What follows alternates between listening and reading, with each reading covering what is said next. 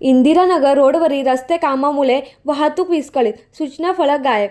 टिटवाळा पूर्व येथील अत्यंत वर्दळीच्या इंदिरानगर रोडवर कल्याण डोंबिवली महानगरपालिका हद्दीत रस्त्याचे काम युद्धपातळीवर सुरू असून त्यामुळे वाहतुकीवर परिणाम होत आहे. काम सुरळीत पार पडावे यासाठी इंदिरानगरकडे जाणारा मार्ग तात्पुरता वन वे करण्यात आला असून 4 हाईट्स मार्ग पर्यायी रस्त्याची व्यवस्था करण्यात आली आहे.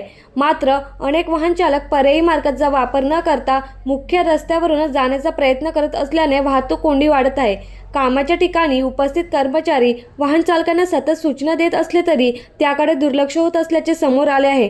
दरम्यान प्रशासनाने लावलेले दिशादर्शक व सूचना फलक सध्या गायब झाले असून सुरक्षेसाठी उभारलेले अडथळेही हटवण्यात आल्याचे दिसून येत आहेत.